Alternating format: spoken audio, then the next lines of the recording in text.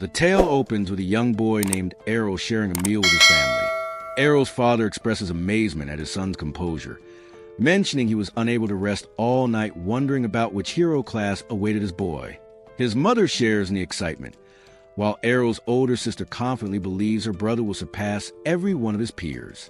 Their mother concurs, imagining how her son's natural appeal will draw the attention of all the young ladies, causing Errol's sister to fear he might be stolen from her.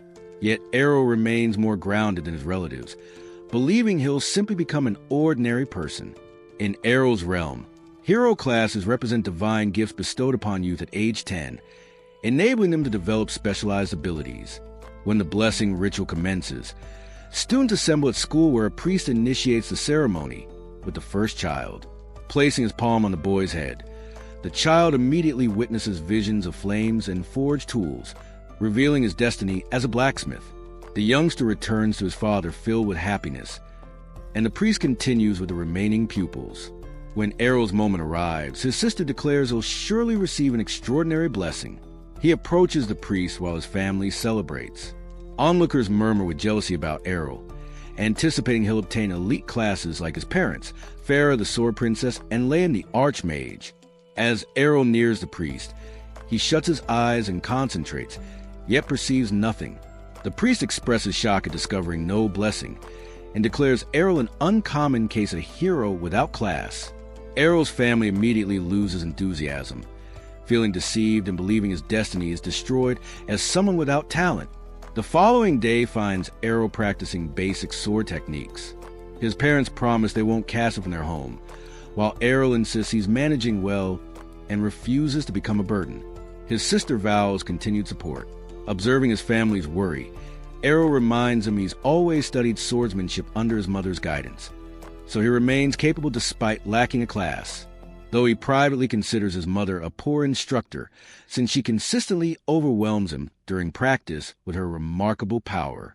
Following his explanation, Errol's mother feels pleased by her son's wisdom, while his father believes he might secure genuine employment. Growing weary of his family's excessive attention, Errol departs for training. At the practice area, Errol discovers two swordsman students engaged in combat. During their battle, the boys spot Errol and question his presence without a class. He calmly states his intention to train like them, but they explain they're merely enjoying themselves since their class eliminates training requirements. They offer to demonstrate their class-granted abilities and resume sparring. Observing their fluid movements enhanced by the swordsman class, Errol requests to fight them. One boy mocks his boldness for challenging someone with class abilities, but Errol maintains he needs no class. Feeling offended, the boy accepts Errol's challenge to teach him humility.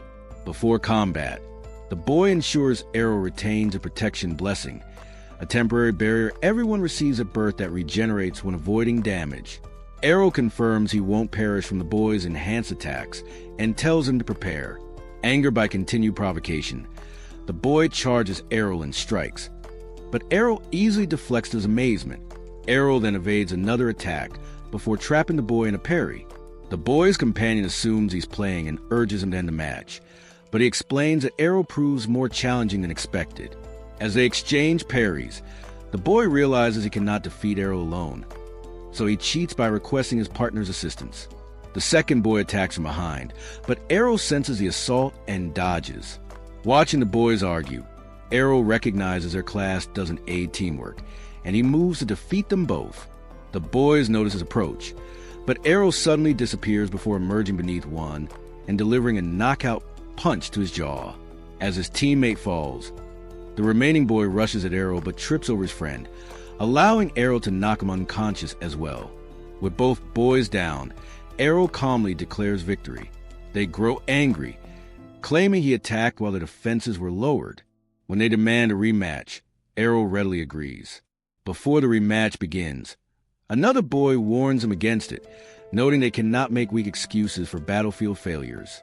After the red-haired boy calls him a disgrace to swordsmen, one attempts to argue, but his friend reminds him of the redhead's elevated status. The redhead approaches Errol and asks if he's Sword Princess Farah's son. Upon Errol's confirmation, the boy compliments his solid swordsmanship training from his mother. However, He reminds Errol that his defeated opponents were merely inexperienced children. Drawing his sword and pointing it toward him, he challenges Errol to genuine combat, declaring he'll prove the swordsman class's true strength. The other boys wonder if he's village security Captain Evan's son. The boy confirms this, and Errol recalls his father previously contacted his mother for monster hunting. Errol thinks the attractive boy resembles nothing like his father, and wonders if he'll also become rough-looking. The boy's shoulders tremble as he praises his father as a mighty swordsman and sage mentor. He considers it unjust that despite his father's excellent qualities, Errol's mother unfairly claimed his father's title as the village's strongest swordsman. Hearing these envious words, Errol realizes the boy is venting frustration because he resents his mother. The redhead feels embarrassed being called out, but asks if Errol shares this view.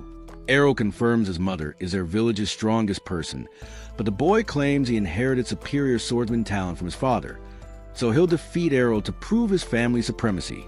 After composing himself, the boy tells Errol he became a swordsman a year prior and has trained intensively under his father since. Through dedicated practice, he believes victory is assured. However, Errol reminds him he also received instruction from his powerful mother, so defeat isn't certain. Both boys raise their weapons to commence fighting, with the redhead attacking first. Errol parries and counterstrikes as they engage in fierce battle. Watching their exchange, the other boys feel amazed that Errol matches the redhead despite lacking a class. Observing the boys' sword work, Errol acknowledges he's much stronger than the previous two, but his moves stem from anger. Errol waits for a mistake and attacks when an opening appears. However, the boy unleashes a twin slice technique that forces Errol against the wall. The redhead feels surprised his first strike was blocked, but notices Errol suffered injury from the second. Finally losing composure, Errol inquires about the ability, and the boy explains that a swordsman class skill that cannot be blocked by someone classless. Nevertheless, Errol feels determined he can learn to counter it through sufficient practice, earning the redhead's praise for his resilience. Several days later, Errol's sister observes him sleeping late and attempts to wake him with a kiss. He rises before contact, coldly pushing her away with his head. Offended, his sister demands an apology kiss as he leaves for breakfast. Their mother smiles while serving the meal, and the family gathers to eat. When his sister asks about training plans, Errol nods, angering her as she tells him to relax and accept her support. Errol ignores her and departs, leaving his sister wondering why he's trained daily since returning home severely beaten. Farah reassures her that Errol will recover, explaining they share a secret she doesn't know.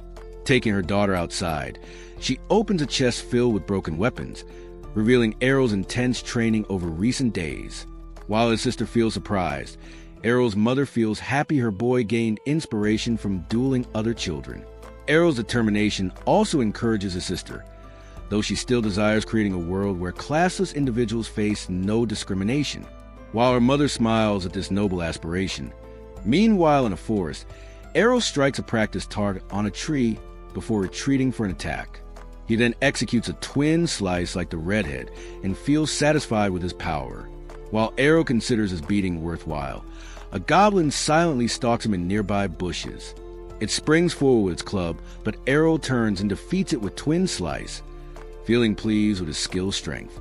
A large monster roars behind him, and he turns to report the creature's presence to village security, but stops upon hearing a panic scream. Recognizing the familiar voice, Errol realizes he lacks time to summon security before someone gets hurt. Gripping his sword handle, he rushes into the forest, mentally assuring himself of his safety. Reaching the source, Errol peers from bushes and discovers the redhead with a bloodied arm. He notices a giant hobgoblin looming over the boy and wonders about its appearance. Errol realizes the redhead was also practicing and defeated wild goblins, attracting the leading hobgoblin. While the hobgoblin corners the boy, Errol positions himself behind it and prepares attacking from the optimal angle. Taking a deep breath, Errol prepares as the redhead thinks his end has come. The hobgoblin raises its club for the final blow, but suddenly Errol cuts it down with twin slice. After the monster falls, Errol thinks he's finally mastered the technique's footwork. The redhead tries walking but stumbles into Errol's arms. Noticing the boy lost a protection blessing, Errol asks about holy water for healing wounds. The boy silently observes a shattered water bottle on the ground, so Errol offers his own holy water. After drinking, his wounds vanish and the redhead feels annoyed by Errol's growing strength. Errol notices his energy returned, and the boy thanks him for the water before asking again about his powerful skill. Errol calmly reminds him it's merely twin slice, but the boy asks how he learned it without a class, knowing ordinary people cannot acquire special skills. Errol explains he pushed training to extremes for this achievement. Feeling confused, the redhead listens as Errol explains he learned the skill by adapting to its timing and footwork. Errol tells the redhead he was the most valuable resource, since he helped him understand the skill after defeating him dozens of times with it. While the boy feels overwhelmed by this information, Errol reveals he's been perfecting the twin slice skill to defeat him in their rematch. Impressed by Errol's dedication, the redhead accepts the rematch challenge. When Errol asks if he's certain, the boy says it's the least he can do after being saved and healed. Errol feels surprised he knows how to repay favors, and the boy feels insulted by his low expectations. Soon both boys prepare with their swords and begin dueling with simultaneous twin slices. Feeling shocked that Errol blocked both strikes, the redhead gets hit by a surprise attack. Wondering what happened, Errol explains he added a third slice. The redhead reminds Errol it's called twin slice, but Errol explains that lacking a predefined class skill, he can shape his technique however he chooses. He reveals this was his first successful use of the third strike, leaving the boy more frustrated. The redhead believes a swordsman's skill shouldn't lose to anyone, so Errol offers to prove otherwise in another match. Both boys raise their sword again and the redhead calms down, thinking his speed advantage over Errol. As both unleash twin slices, the redhead watches for Errol's third slice. However, the third slice's speed still catches him off guard and knocks him down despite blocking it. Errol points his sword at the defeated boy, telling him this result was expected. When the redhead asks why his third strike is so fast, Errol explains he learned this trick from him as well. Errol reveals he controls his first two strikes to be slower and applies all strength to the third strike to catch opponents off guard. Feeling completely outmatched, the redhead grinds his teeth in defeat as Errol walks away victorious. Several days later, during family dinner, Farah reveals that Evan's son has departed to train at Brescia. Surprised by this news, Errol asks what Brescia is, and his mother explains it's a city of swords. She tells him she trained at a guild there before marriage, and Errol feels excited to visit the city and explore his full potential as a classless hero. 5 whole years go by after that day, and our main character finally decides to leave home and head to Brescia, a kingdom famous for its sword fighting. Both his mom and Captain Evans learn their skills in Brescia, and Errol wants to become the absolute best, just like they are. On his journey, he meets a few strangers who join him on the cart. 2 of them are really skilled swordsmen. One guy is a barbarian-type fighter, and the woman is known for fighting with 2 swords at once. They both want to improve their skills in Brescia too, but they keep arguing and can't seem to stand each other. The cart driver tells them to calm down since they're all heading to the same place, but the guy is really sexist and keeps telling the woman she should go back home to cook. Before they can argue anymore, the driver suddenly yells at them to grab their swords because they got trouble ahead and sees a whole group of orcs, led by their massive leader, blocking the road. They clearly don't plan on letting anyone pass alive. 2 kids in the cart get scared and beg the barbarian guy to protect them. But the barbarian turns out to be a total jerk and coward who says he's not risking his life for strangers, and he jumps off the cart and runs away. The woman follows him, saying everyone needs to look out for themselves in this world. The cart driver gets worried, wondering if he can outrun the orc horde with his cart full of passengers. But before he can try anything, Errol quietly gets down from the cart and starts walking toward the monsters. The driver tells him to back off and run for his life, but Errol just ignores him and rushes toward the first orc, stabbing it straight through the heart. The driver is amazed by his incredible speed and accuracy, while Errol keeps using a teleport-like dash move, disappearing and reappearing in front of different orcs, taking them down one after another. Unfortunately, he ends up surrounded by orcs on all sides, which means he can't use his dash move anymore. But to the driver's shock, Errol uses a legendary move called the blade dance, where he spins around in a circle, cutting down everyone around him all at once. The cart driver can't understand how Errol can use that skill, since it's only supposed to be used by female swordsmen with the Sword Princess class. But Errol doesn't care about traditional gender rules, so he runs toward the orc leader, dodges its attack perfectly, jumps on top of it, and drives the sword deep into the orc's skull, killing it instantly. He finally walks back to the shock driver and tells him they can continue to Brajan now. When one of the kids asks what class of swordsman he is, he simply says he doesn't have any class, which completely shocks everyone. He remembers how 5 years ago when he showed his mother a new twin blade skill he learned. She thought she was seeing things. But when Errol told her he's training to copy any skill he sees, she became extremely happy and promised to teach him all the skills from the Sword Princess class. Back in the present, the driver wakes him up and tells him they've arrived at Braja, the land of swords. Errol gets off the cart and sees the town center packed with people who all have swords on their belts. Errol turns to the driver and asks if he's an advanced swordsman. At first, the driver says he's just a cart driver, but Errol knows that only skilled swordsmen could recognize the moves he was using. The cart driver admits he's from the Holy Knights class, which is pretty impressive, but he got tired of fighting all the time. So he sometimes just relaxes and pretends to be a normal driver. The Holy Knight realizes this is probably Errol's first time in the city and tells him he needs to find a guild first, because without one, he can't fight in any tournaments. And in this city, fighting and winning tournaments is the main way swordsmen prove they're good and make money. Errol says he doesn't care about money. He just wants to fight the strongest swordsman this place has. The driver warns him to watch out for toxic corporate guilds because they can drain your soul and not in a good way. With that, the driver leaves while Errol walks into the city, looking at all the different people advertising their guilds, higher members, and swordsmen lining up to try joining the better guilds. On the way, he accidentally bumps into a blonde girl who immediately clings to him, telling him she's from a famous guild and wants him to join. Errol immediately gets suspicious because she seems really desperate for members, so he refuses. But the girl won't leave him alone and keeps bothering him to join their guild over and over. But Errol isn't easily swayed and keeps refusing. He asks her which guild is the strongest around here, and she reluctantly tells him the Shadowblade Guild is one of the strongest right now since it has 8 different classes of swordsmen. He asks for directions and immediately heads toward that guild. He gets stopped at the entrance by a guard who directs him to the reception desk for testing. At reception, he finds a huge line of young swordsmen hoping to get into the famous guild, which makes Errol excited too, wondering what kind of amazing people he'll have to fight. But when it's his turn to register, the receptionist laughs at him for being classless, saying only people with advanced swordsman classes can apply for the guild trials. Errol insists he can pass their tests, but the receptionist refuses to register him, feeling disappointed. He decides to leave when he sees 3 ranked swordsmen enter the hall who get treated like celebrities. He doesn't really care about all that attention though, and turns to check out other guilds.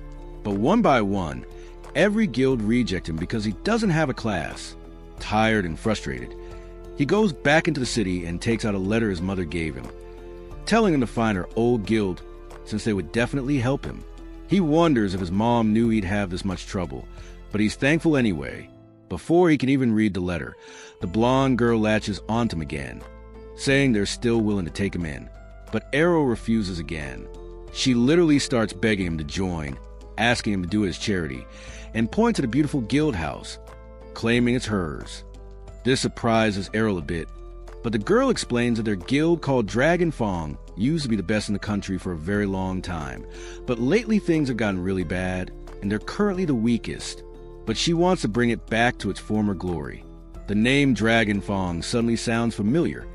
He remembers his mom once told him about her guild leader who was a dual-wielding swordsman and named the guild Dragon Fong after a special move. He decides to go in with her, which makes her really happy. But the moment they enter the room, he finds an old drunk man with only one arm lying on the couch. The man tells Errol to go somewhere else since this guild is doomed and walks away. The girl tells him that's her father, who used to be the second best swordsman in the city, but ever since losing his arm, he's never been the same. Errol surprises her by saying he still wants to join the guild. This makes the girl really happy, and she quickly writes up an agreement, which Errol fills out and hands back to her. She reads it and asks why he left the class section blank. That's when Errol tells her it's because he doesn't have a class. The girl snaps and pulls out a sword, saying she thought he might be an advanced class swordsman since he was acting so hard to get. But before she can say more, the door opens and a red-haired beautiful woman named Ray enters the room. The girl immediately runs to her, crying that this classless guy tricked her into joining the guild. This gets Ray's immediate attention, and she looks at Errol, saying she never thought she'd see him here. Errol is confused and asks how she knows him. Ray looks surprised, saying they were from the same village and trained together. That still doesn't ring any bells for him, but finally he realizes that the red-haired boy he fought so many times when he was young was actually a girl. The blonde girl knows about the story too and asks Ray if this is the classless guy who beat her when they were young, because she always thought that story was made up. Ray is still hung up on that loss and challenges Errol to a match right away. The fight starts and Ray immediately uses a twin slash attack, which Errol thinks he can counter. But to his surprise, Ray slashes blast through his own and hit him straight in the chest. This confuses him. But Ray reveals she has a power swordsman class, which is why she can use a sword that's 5 times heavier than a normal sword, meaning each of her strikes has 5 times the power. Errol is impressed that she's kept her speed even while using a heavier sword, but that speed is nothing compared to his own. The next time she attacks, he creates an afterimage of himself which distracts Ray while he appears behind her and hits her in the back. Ray gets confused and tries again, but the same thing happens. She can't believe Errol is using a technique that only the most advanced swordsmen use, while Errol realizes she's too tough to take down with his normal attacks. Ray knows this too and tries to end the fight with her heavy blows. But Errol uses his mother's signature counter move, which brings Ray to her knees. And the fight is over just like that. With that, the blonde girl's attitude completely changes and she welcomes him again to their guild, telling him their guild is in serious debt right now. To get out of debt, they'll have to enter tournaments and fight as a three-person team against other guilds who will have all 5 members on their teams. Errol is excited at the thought of fighting strong opponents and looks forward to the opportunity to improve his skills even more. The next morning, Errol wakes up in his own room in a new bed that now belongs to him. It takes him a little while to remember everything that's happened since he arrived.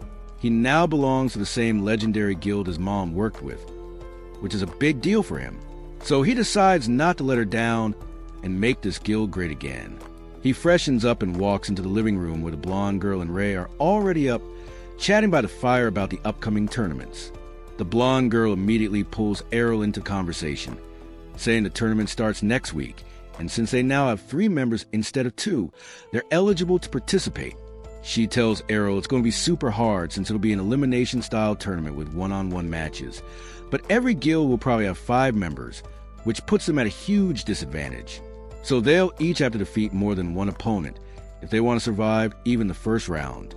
The girl is pretty optimistic though, saying it should still be okay since their guild already has 2 B-rank swordsmen. So unless they end up fighting an A-rank swordsman, they should be evenly matched. Errol is new to this ranking system and asks what exactly these ranks mean. The girl explains there are 5 total ranks from A to D, where A is the highest achievable rank, and out of all the swordsmen in Braja, only 20 are considered A rank, while D rank is for complete beginners who barely know how to hold a sword. She proudly says both she and Ray are B rank swordsmen, and since Errol managed to beat Ray in a fair fight, that means he's also B rank just like them. Considering they have 3 B rank swordsmen, they should have a good chance in at least the starting rounds. With that, the girl goes into the kitchen, leaving Errol to his thoughts. As Ray is leaving, he grabs her and asks about her abilities as a power swordsman.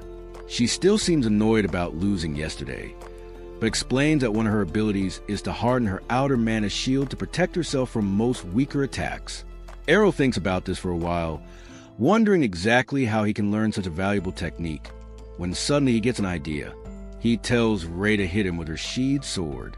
Ray says she's not interested, but Errol grabs her hand, begging her to do it. But Ray seems to be getting the wrong idea, thinking Errol is into some kinky stuff, though she's not completely against the idea and tells him maybe they should start with something more normal.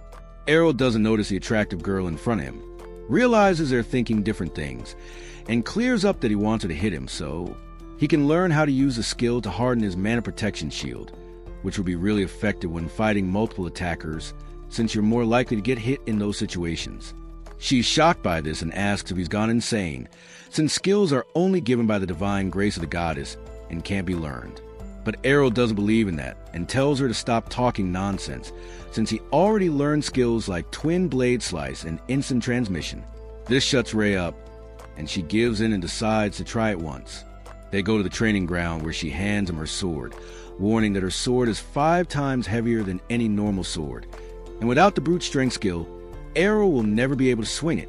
But Errol shuts down her doubts by grabbing her sword, unsheathing it, and swinging it with surprising grace and ease. Ray is left speechless again, asking how the hell he can do all this while being classless, and without any skills. Errol replies that whatever he's learned through dedication and daily practice. He promises to match their natural talent through pure hard work and effort.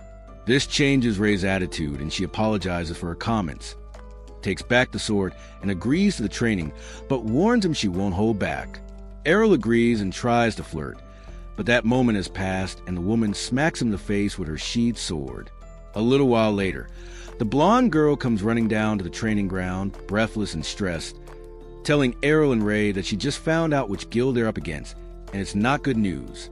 She tells them the team they're facing is none other than members of the top guild, Blackblade, with his over A-ranked swordsman led by their leader, Geo, who's known to be as vicious as a snake. But the girl has no plans of backing down and gives them a fiery speech, saying they'll do their best to defeat their opponents. She then looks down at Errol, who's on the ground after being beaten by Ray during the training session. The girl asks if Errol is dead, but Ray says they're just doing special training. But the girl thinks Ray is just taking out her stress on the new guy. Errol finally gets up saying he's hungry after getting beaten up so much and wants some food. A week flies by during training, and finally the day of the competition arrives. People from all over the country gather at the Coliseum discussing the match, while Errol is completely blown away by how huge the venue actually is. The girl overhears people saying the Dragon Fawn Guild crashed and burned, which make her angry, but Ray manages to stop her. Errol realizes people also gamble here, putting money on which teams will win. The girl tells him the current odds in their fight are 20-1. Errol says that's pretty impressive, but the girl shouts at him to shut up, since it means no one in the entire city believes they can win against the Black Blade Guild. But this could also work in their favor, since if they manage to win, they can make tons of money from a single match. Ray tries to calm her down, but she's too fired up, with fire burning in her eyes. She says they have to win this match no matter what, because if they lose, there won't be a guild anymore. And to make sure they become super rich after their match, she's taken out a loan using the guild house as collateral. So if they win, their lives will be changed forever, and no one will talk about them as a crappy guild that used to be good. Ray asks what happens if they lose, and the girl replies it doesn't even matter, because if they lose, they'll have lost everything anyway. Suddenly, she gets called out by a guy who turns out to be Geo, the leader of the Black Blade Guild, who starts putting down the girl and explains that he pulled some strings to make sure their very first match is between their guilds. It's going to be an easy fight for them, which they're bound to win, and along with that they can completely destroy the last remains of the guild that used to be the best ones. He tells her not to worry though. If she manages to win, that would mean she has the best guild. But that would only happen if she manages to defeat their A-ranked swordsman. But with a classless loser on their team, it doesn't look likely. With that, he laughs at his own cleverness and wishes him good luck before walking away. Soon they enter the arena, where Errol wonders if Geo himself not fighting increases their chances of winning. But Ray tells him their entire team is A-ranked, so it doesn't matter. Plus, their current lineup seems more aggressive than usual. Finally, the time for battle arrives, and the announcer introduces the contestants from the Black Blade side. A green-haired boy with a fencer class is sent forward, who arrogantly declares he'll defeat the entire opposing team. The commentator gets surprised when he sees that from the Dragon Fong's side, Errol, the classless swordsman, is going to fight. The fencer boy seems uninterested since it won't matter how quickly he defeats a classless nobody, but decides to do it anyway, so he can then face the girls. The match starts, and within seconds, the fencer dashes forward and stabs Errol through the chest, surprising everyone with his speed. But while the blonde girl gets worried about Errol, Ray tells her to look carefully. It turns out it was simply Errol's shadow. The fencer seems surprised, but it doesn't faze him, and he turns around and lunges again, only to find another afterimage. He realizes this won't be over as quickly as he hoped, as he gets surrounded by images of Errol. But it doesn't matter to him, as he plans to use his speed to stab them all.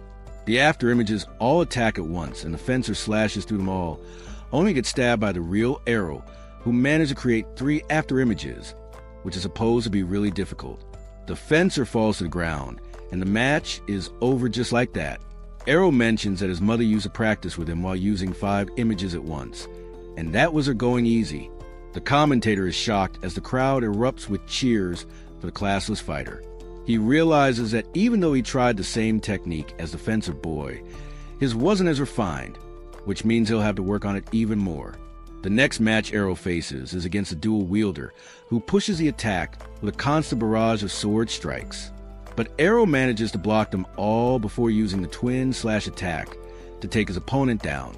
With 2 down, the next opponent he faces turns out to be a reverse grip dagger wielder who's more careful and uses a bunch of martial arts techniques alongside his blade. But that's no use since Errol is too fast for him and confuses him with afterimages before striking him down from behind. Ray and the blonde girl are both shocked that this guy just defeated 3 A-rank swordsmen without breaking a sweat in record time, which actually fills the girl with hope of actually winning the match. The next match turns out to be a little more difficult since he's matched up against a shield swordsman who's known to be tough, and since Errol can't land any critical hits, he's forced to dance around and slowly wear down his protection bit by bit. His opponent screams at him that he can't possibly be classless, but Errol replies that whatever he's achieved is through sheer hard work and nothing else. The big guy tells him hard work won't take him far when up against natural talent as he rushes forward with his shield bash skill, but Errol manages to use one of his mother's signature techniques, foresight. He predicts his enemy's movements and manages to kick the shield down. With that, he uses a technique he learned from his last opponent, the martial arts guy, and kicks the brute in the stomach. He then picks up the shield and starts moving forward. The brute gets enraged and tries to attack, but Errol manages to parry before dashing forward and using the same shield bash to destroy his opponent. People start rioting and calling him a liar who isn't revealing his rank in class. So the organizers bring his class ID to the magic crystal ball and broadcast live that he indeed is classless. With that cleared up, the next opponent is announced, and this one seems different. This swordsman is named Masamune, and he's from the samurai lineage in the east with a curved sword called a katana. Before Masamune even takes his sword out, Errol senses danger and gets ready, knowing this fight won't be as easy as the others. He realizes Masamune is planning to use his ultimate skill, and like a snake is waiting to strike. But Errol is curious, so he moves forward, putting himself in danger. The moment he enters the swordsman's range, Masamune whips out his sword toward Errol, but somehow Errol is faster and disappears behind him. Masamune is shocked, but Errol tells him he's genuinely the fastest person he's seen in the city. But unfortunately for him, his own mother was much faster, so he's used to it. With that, he uses the sword princess's ultimate skill, stabbing his enemy multiple times and defeating him. With that, everyone is shocked into silence as the supposedly weakest member of the weakest guild just completely destroyed the strongest members of the strongest guild. Errol walks back toward Ray and the blonde girl, feeling content that they should have earned enough money to keep the guild going. That evening when they return to the guild house, they immediately start celebrating with drinks all around. Errol is still shocked that the blonde girl is old enough to drink, but she says she's a grown woman even if she looks a little small. She still can't believe Errol single-handedly defeated 5 A-rank swordsmen from the best guild in the country all alone. She decides she must try to win him over since he's her ticket out of poverty and obscurity. She tries to propose marriage, saying she can fulfill all his desires, But Errol is a true independent person and rejects her outright, saying he prefers someone like Ray instead. This immediately makes Ray blush as she gets up from her seat, yelling at Errol to stop saying stuff like that just because he wants to turn the blonde girl down. But Errol is seriously considering it. He asks why she would think he's making fun of her, and she replies that when they were young, he called her a man during their sword fight. She says everyone who's met her has said she has no feminine charms. But Errol can see two big feminine charms right there in front of him and disagrees. The blonde girl realizes Ray has absolutely no idea what her biggest strengths are and how she could use them, so she doesn't really need to worry about her. With that, she starts rubbing Errol's legs, saying he must be tired from all the fighting during the day, and tells him to meet her in the bedroom. Ray immediately gets embarrassed, telling the girl to stop saying weird things. But the girl smiles slightly, saying she's just going to give him a well-deserved massage after a tiring day. To her surprise, though, Errol says he'd rather have a massage from Ray. His idea of a massage is getting pounded by Ray in the training ground as he tries to master the reinforcement magic that Ray uses so easily thanks to her class and skills. The blonde girl watches from the balcony, wondering if Errol has any idea what a massage actually is. The constant noise ends up waking the girl's father, who comes down to the training ground completely hungover, complaining about the noise, saying they don't need to take out their frustration about losing the tournament before it even began in the middle of the night. The girl tells him they actually won their match, which was against the current best guild. This grabs his attention, but he thinks the Black Blade must have sent their B or C rank newbies as cannon fodder. But the girl surprises him even more by saying all their opponents were A rank, and not only that, but Errol defeated them all on his own without any help. This shocks her dad out of his hangover as he looks at Errol, bruised and battered, wondering if this kid is really that strong. The girl says she made a bunch of bets, and because Errol swept the enemy team, she hit the jackpot. And now not only are they out of debt, but they also have enough money to cover their operating costs. Her dad isn't so optimistic though, saying if by some luck this kid is actually that strong, he'll soon get recruited by bigger, more influential, and richer guilds, so she shouldn't get her hopes up. The girl tells him not to worry about that since she's going to marry Errol, which means they'll be bound for life. Errol announces he's not going to do anything like that, but soon turns his attention to her father, saying the girl might be stubborn and silly, but at least she's not a loser who gives up on everything. This is clearly a dig at the girl's dad, who looks at him dangerously, but Errol doesn't get the hint and continues, saying he should stop moping around and start acting his age since he still has one remaining hand and can wield a sword in that hand. This triggers her dad, who immediately grabs Errol by the collar, telling him to avoid talking about things he doesn't understand. He tells Errol that a dual-wielding swordsman who can't dual-wield is nothing but worthless. Errol says he doesn't agree since he himself is a classless swordsman who's still competing and try to rise in this world. With that, her dad pushes him away and walks back upstairs. The girl and Ray immediately come to Errol's side, asking if he's okay. The girl apologizes for her dad's behavior while thanking Errol for speaking up.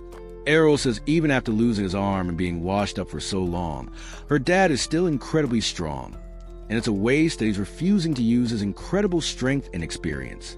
He thinks to himself about all the cool skills he could learn from a dual-wielding swordsman and promises himself he'll motivate the girl's father, Rod, to take up the sword again. The girl hears about his desire to learn new skills and suggests he take on some of the dungeons near the city. Errol has no idea what dungeons are, so Ray tells him dungeons are underground caves where monsters spawn by the hundreds and the entire place is full of traps, making it one of the best places to learn new skills and level up with more real-life battle experience, which will help them during the Sword God Cup. Errol has no idea what she's talking about, so she explains that the city hosts a tournament every year where the best swordsmen in the country participate to show their skills and prove they're the single best swordsman in the country. The blonde girl immediately takes out a form and tells Errol to fill out if he wants to participate, but to Ray's horror, he rips it up right in front of them. Ray is confused and asks if he doesn't want to participate in the contest, but Errol says the girl was trying to trick him and gave him a marriage certificate to sign instead. The girl laughs, saying she was just testing the waters, but Errol is done being nice and grabs her in a chokehold to teach her a lesson. The next morning, Errol wakes up to find the girl trying to attack him, but he dodges her and ties her to the bed before leaving.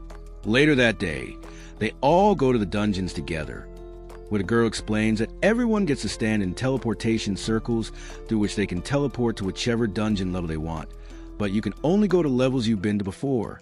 The girl says she's reached level 12, while Ray has reached level 14. Errol immediately decides to go with Ray to the 14th level, but the girl says it doesn't work that way. He needs to physically be at a level to be able to go there again. That's disappointing since Errol wanted to fight the strongest monsters he could find from the start. But the girl tells him not to worry, as she knows a really quick route that will lead them to the lower floors very quickly. They agree to plan, but the girl tries to get Errol all alone, saying Ray can continue her level 14 run since Errol would need 2 guides, and starts dragging him away. But Errol isn't so easily manipulated and asks Ray to come with them.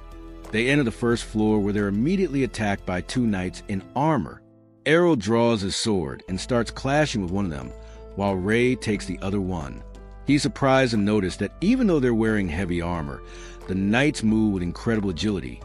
But it's nothing he can't deal with, so he uses his dash step and chops off the knight's head, only to realize the entire armor is empty and is being powered by the mana of the dungeon itself.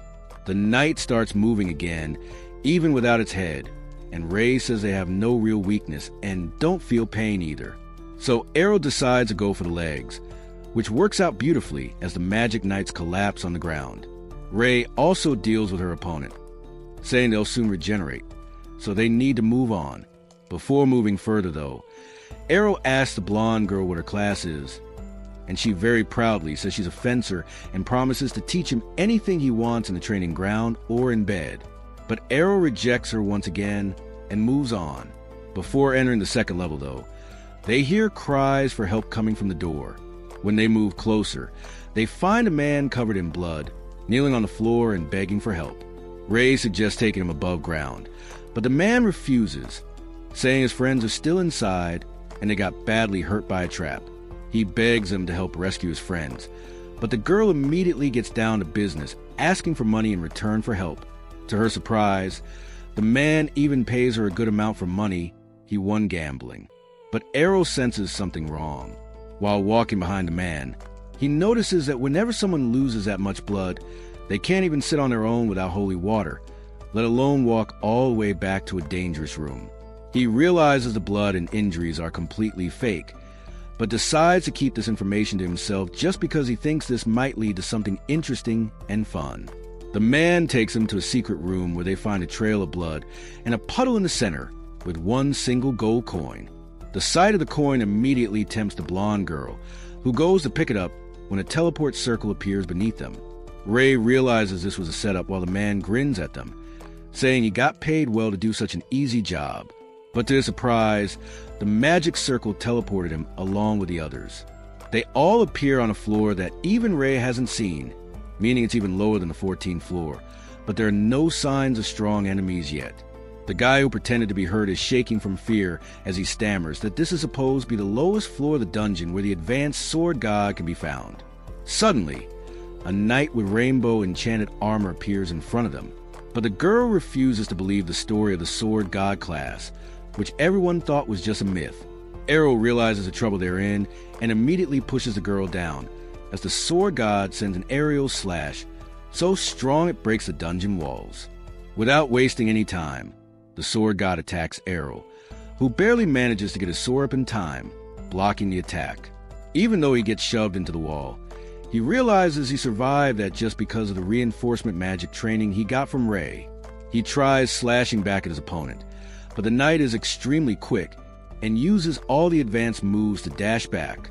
With that, he smiles, saying this is a good opportunity to test himself. This completely shocks his party members while he uses the same divine step technique to close the distance and pushes the attack, hitting the knight with a barrage of strikes which get blocked. The knight is forced to back off but uses a skill which causes gravity in the room to increase, forcing the others to the floor. But Errol easily maintains his stance since he's faced the same thing before when he was younger, training against his mom. He used all his strength back then just to be able to stand, so when his mom attacked, he wasn't able to do anything. But this time is different. He uses the gold coin to nullify the attack, which creates a small opening, and Errol uses it to its full potential, using one of the strongest abilities called Infinite Break. The knight shatters into pieces after that attack, shocking everyone present in the room.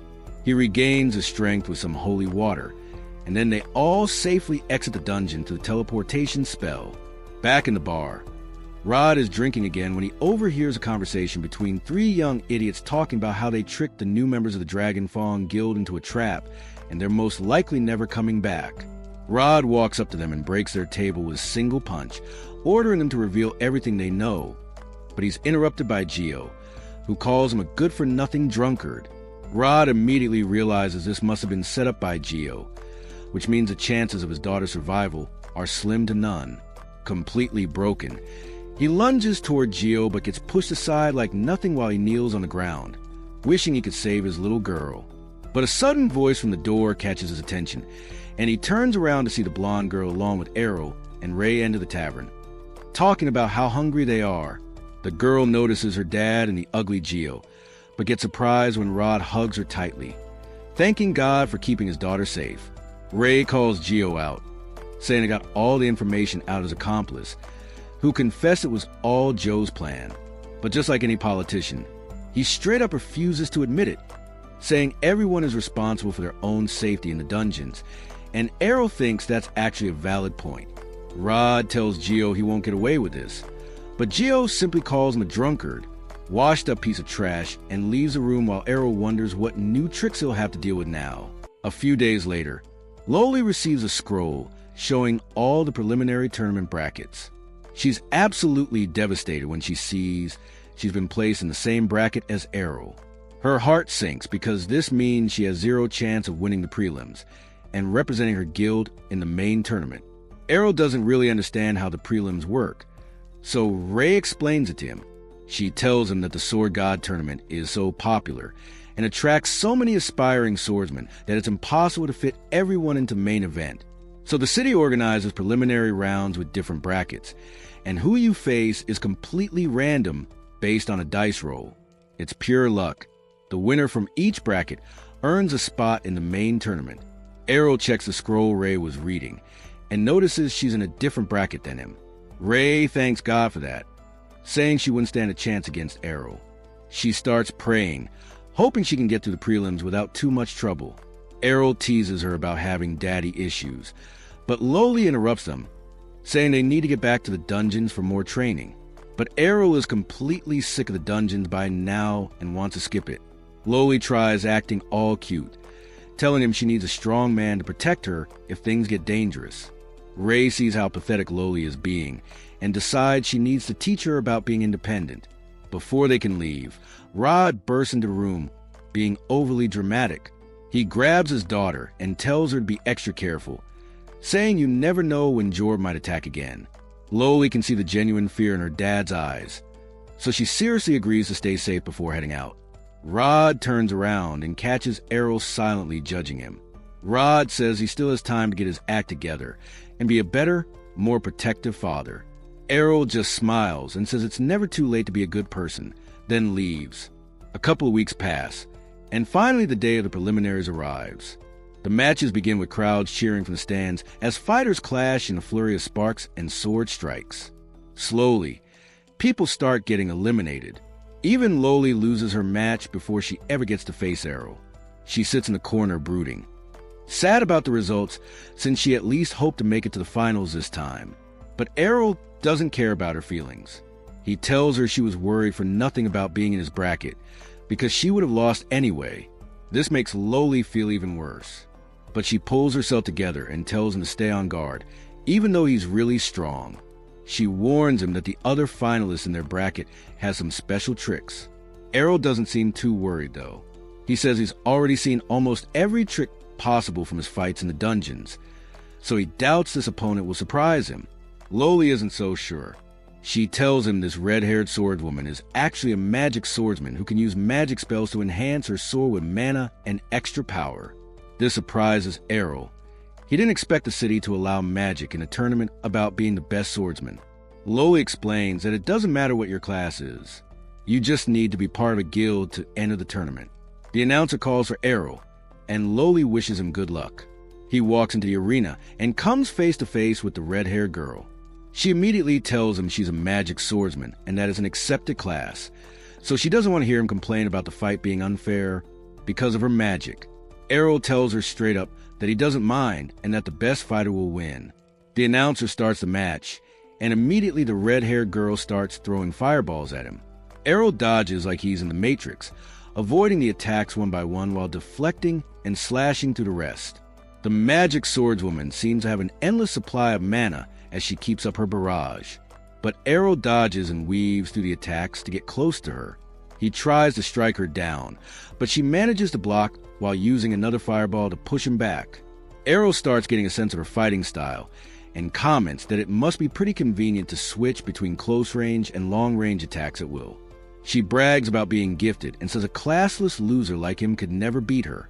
But Errol replies that she's not a master of either discipline, even if she knows the basics of both. This really pisses her off.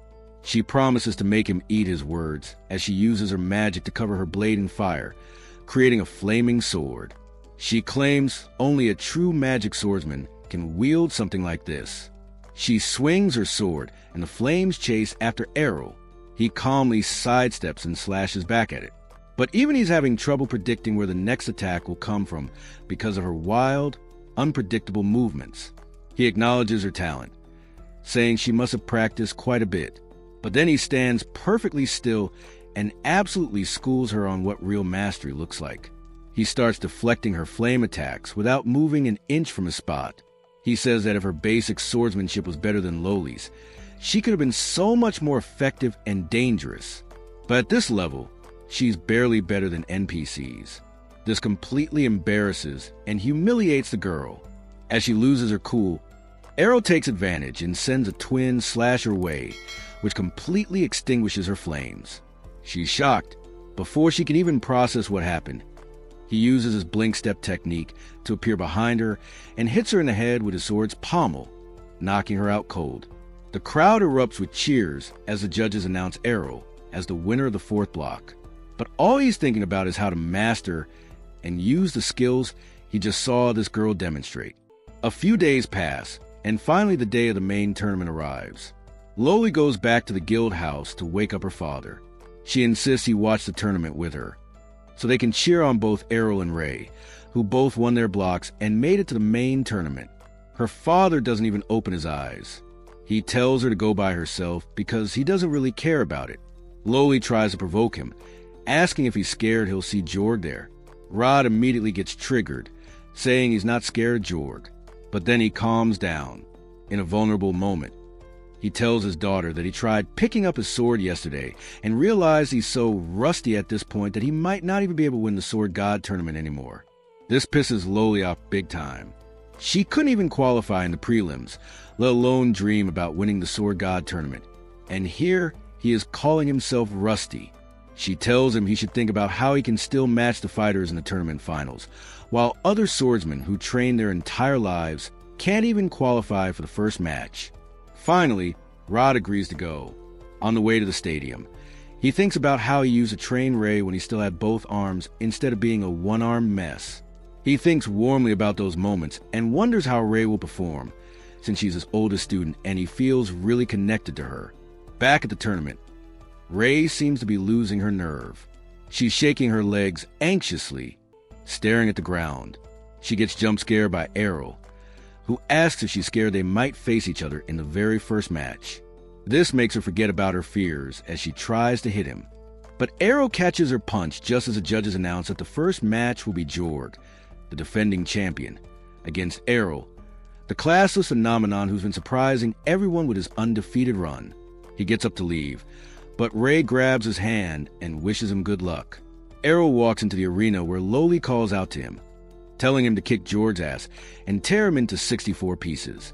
But the moment Errol sees Jorg walking out into the arena, he immediately realizes something is very wrong. Jorg's eyes have turned purple, he's grown fangs and a horn. He looks like he just made a deal with a demon.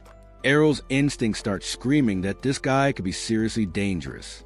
But Rod immediately realizes what's happening. He notices the sword Jorg is holding and warns Errol to back off because he's holding a sword with a very powerful demon trapped inside it. Jorg's voice sounds different as he speaks, saying he didn't think anyone would recognize him. Loli is confused since Jorg should know who Rod is, but Rod explains that the demon itself has possessed Jorg, which means Jorg is in control of anything anymore. Rod explains that the sword is supposed to be the original sword used by the sword god who defeated the Demon King. But before dying, the Demon King cursed the sword, which is why it was supposed to be locked away in the royal vault. The demon smiles and says he was sealed away for hundreds of years, but he stayed patient because he knew that one day someone would come to free him and claim his power for themselves. And that's exactly what happened with Jorg. He announces to everyone in the stadium that he is the demon named Gelda, the destroyer of mankind. This brings even Ray outside, who says she always thought Gelda was just a myth, a legend used to scare children. The demon who supposedly became powerful enough to destroy the entire planet. Chaos and fear break out as people recognize his name and start running away from the stadium, causing a stampede. Gelda enjoys the sound of humans screaming for their lives and isn't going to let them escape so easily. He creates a magic circle beneath him, covering the entire stadium with a dome of magical energy, trapping and locking everyone inside. He laughs at the horror he's causing, saying that human screams are like music to his ears, and he's going to enjoy them while slaughtering everyone. To his surprise, Errol doesn't move from his position and actually has his sword drawn. Gelda tells him to run for his life, but Errol says he's confident he can beat him since Gelda has been beaten before, which means he's not invincible. The demon laughs, saying the last time he was defeated by a sword god, and according to Jorg's memories, there's no sword god alive right now. Errol shoots back that there is still a sword god alive, his own mother, and that he can defeat Gelda without even being a sword god. The monster can't help but laugh, but his laughter stops when Errol suddenly dashes in for an attack, forcing the demon to back off before counterattacking. Errol dances away from the attacks while the demon stands there shocked, realizing his boy just used a divine step technique, which only sword gods use. Errol doesn't stop and keeps using that technique, attacking the demon from multiple positions. But the demon just smiles, saying Errol forgot that he's in the body of a sword emperor, which means Errol's attacks aren't doing much damage. The demon jumps up and hits Errol on the shoulder, smashing him into ground, thinking the boy is finished. He's shocked when the dust clears and Errol seems to have absorbed the attack without much damage, thanks to his training with Ray. This shakes Gelda a bit. He goes in for an attack, but Errol calmly swats him away before counterattacking with his infinite break attack, slashing and hacking at the demon from multiple directions, completely overwhelming him in a flurry of strikes. This triggers Gelda's PTSD, because he has no doubt that Errol is using all the attacks of a sword god, but he can't believe a mere boy could be a swordsman at that level. Before he can come up with a plan, Errol uses a powerful slash to finish the demon off. Gelda falls to the ground in a cloud of dust. Everyone cheers for Errol, thinking he's defeated the demon. But Gelda isn't dead, yet since his actual body is the sword, and all the damage was done to Jorg's body. He quickly starts looking around for a new host, and immediately jumps toward Rod. Errol manages to push Ray out of the way while Rod jumps in front of his daughter to protect her. When the dust clears, Rod is standing there with a demon's sword in his hand, and he grabs Loli, putting the blade to her throat. Errol curses himself for not realizing he needed to attack the sword, not Jorg's body, to defeat the demon. But it's too late now. Gelda tells Errol that if he moves a single inch, Loli is dead. But Errol freely moves around, telling him he can't kill Loli. Ray doesn't understand why he's provoking a literal demon, but when Gelda tries to kill Loli, his hand refuses to move. Errol explains that Rod is much stronger than Jorg ever was, so possessing him won't be that easy. Rod plunges the sword into ground, freeing Loli, while Gelda tries to fight back and take control. But Rod is too strong for him, and manages to free himself from the demon's grip. He throws the sword at Errol, who slashes it to dust, killing the demon once and for all. But that's where this video ends. Remember to like and subscribe to the channel. Thanks for watching, and I'll see you next time.